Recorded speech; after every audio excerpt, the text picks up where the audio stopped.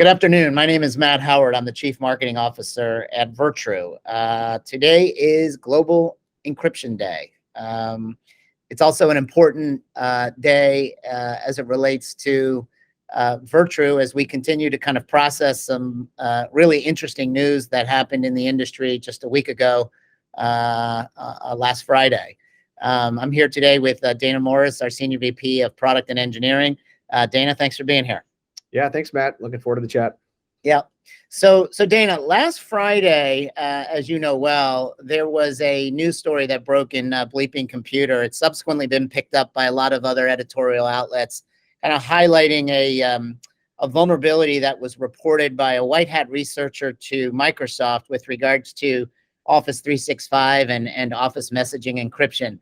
Kind of in a nutshell, what did they report? I'm just kind of curious to get your quick take on what you saw and what you think about it. They basically reported that Microsoft has, for quite a long time now, been using a method of encryption for Office message encryption that is known to be particularly vulnerable to, I guess, what I would call sort of like a brute force attack, in the sense of if you have enough data, you can decipher the underlying text just by having enough emails that have been encrypted with that cipher. So it's pretty damning, just in terms of how long they've probably known about it and not actually changed to date, which is surprising, frankly, because it's not that hard to switch to a different algorithm for a go-forward perspective.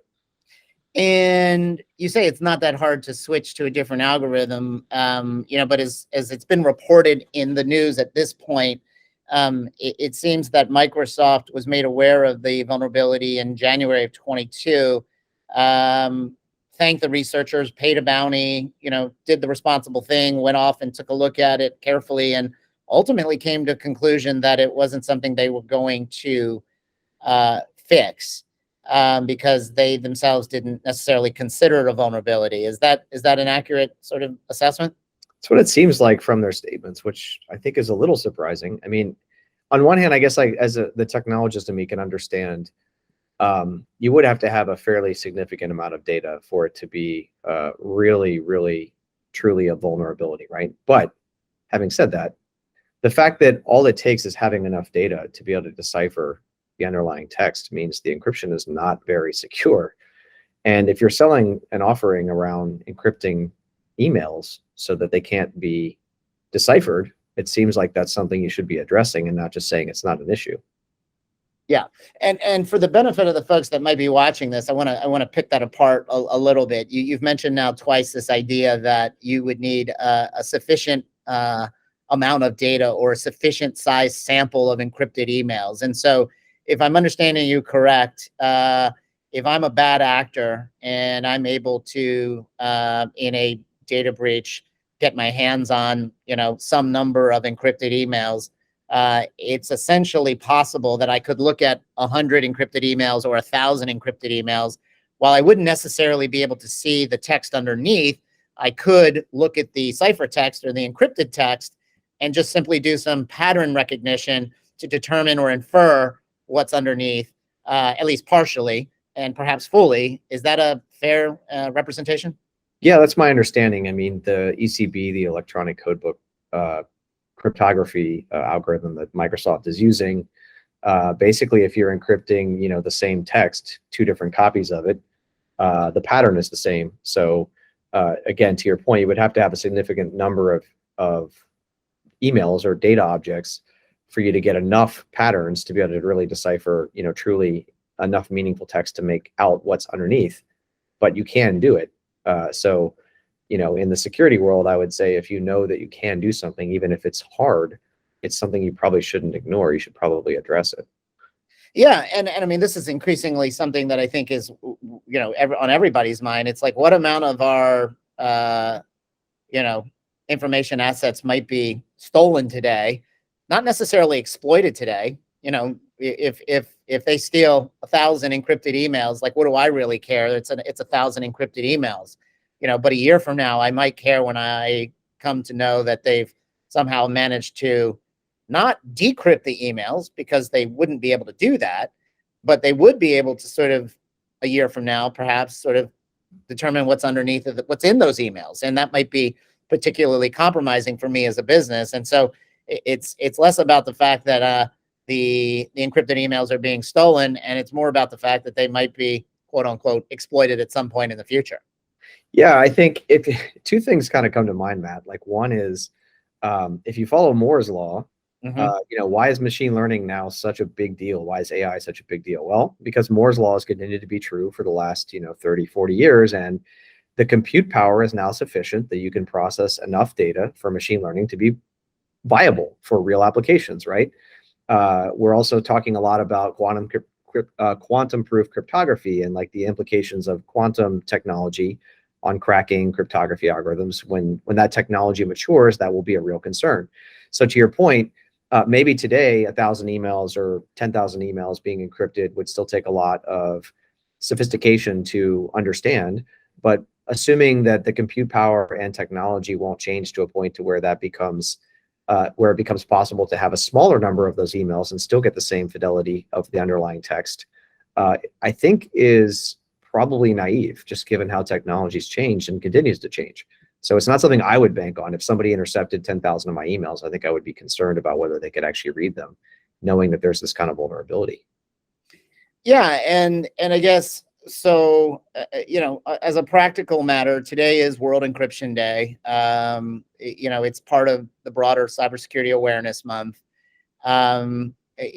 We all sort of at some level understand, I think, as a practical matter, being in this line of work, that cybersecurity or zero trust security transformations in general are underway in a lot of different organizations and a lot of different verticals and a lot of different industries, and they're at various stages of maturity.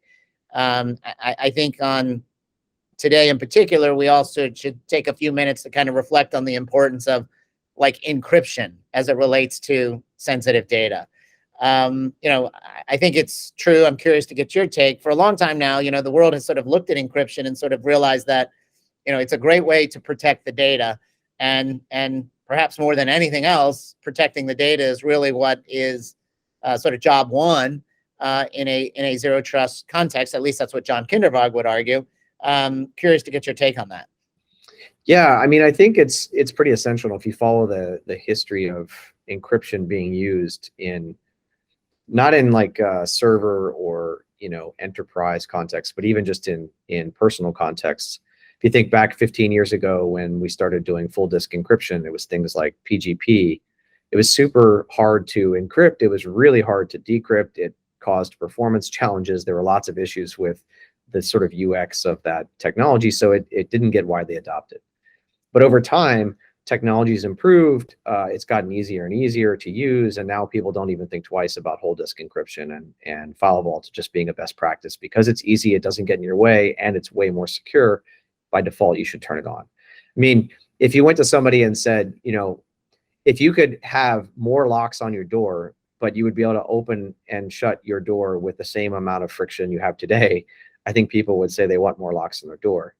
But most people won't put 5 locks like you might see in your scary movie, right? Because they're thinking, well, if it's 5 locks, I gotta have 5 keys, I gotta have 5 ways. Every time I close that door, I gotta close 5 locks. That's a lot of work for me to lock my door. So that UX, that sort of, the combination of security and UX is always a seesaw. And I think what you've seen is, the technology continues to improve, it continues to get better. And so we're now having conversations that says, why are you not encrypting, as opposed to you should encrypt, right? Which is the context was different. And now it's a lot more about why are you not? Like you should obviously be doing that. Right, 100%. I mean, you think back to, SMIME and some of the technology advances that represented were phenomenal, to be honest. And of course, anybody who's ever really tried to implement SMIME would know that it's a fair effort. And then arguably, to the user experience, anybody who's actually encrypted something with SMIME would know that the poor person trying to decrypt SMIME has a fair amount of work to do. It sort of brings to mind this idea that the hard thing about encryption is decryption. And it's a two-way street. I mean, in order for the world at large to get the benefit of enhanced privacy and better security and information sovereignty, it's not just encryption, it's decryption. It's the total package. It's the total experience end to end that has to be, arguably made easier in order for it to become more common. Would you agree with that? 100%. I mean, I think about with solutions we put in market, like if my mother were to use the technology, or my grandmother, or just somebody who's not nearly spending as much time as you and I might in technology, right? We're living on our phones and our laptops, so we're kind of enmeshed in it. But my mother is not. Telling her to like figure out how to decrypt something if she has to go grab a key from somewhere and put it into a store on her local laptop and do a lot of steps is never going to happen, right? So the UX is super critical, that I have to think about not only how do I put the lock on it, but when I send it to her, can she just open it like she opens anything else, and still have the security and control that you would want, right? But that sort of experience on the other end is the thing that is the barrier to adoption. If it gets in your way and it's causing friction in almost everything in life, people just won't use it. So it's super critical that we have that security, but make it easy to work with. So I just want to pull on that thread just for a moment. So people watching this, may or may not know that Virtru itself is in the business of providing data encryption and access control solutions in a wide variety of contexts, including email workflows. Just to be super clear and put a fine point on it, Virtru does not use the ECB encryption mode that Microsoft Office 365 does, and therefore Virtru would not be subject to this theoretical vulnerability, which was reported last week. Is that accurate? That is accurate. In the future, there could be other vulnerabilities discovered in lots of cryptography algorithms, and certainly I would never join any kind of chat like this and say that we could be impervious and could never have that kind of challenge. It's hard to predict how technology will evolve, but as of today, the algorithm we use is AES 256 GCM. It's definitely a different algorithm. It does not have the same vulnerability that is discovered with the ECB version that Microsoft uses.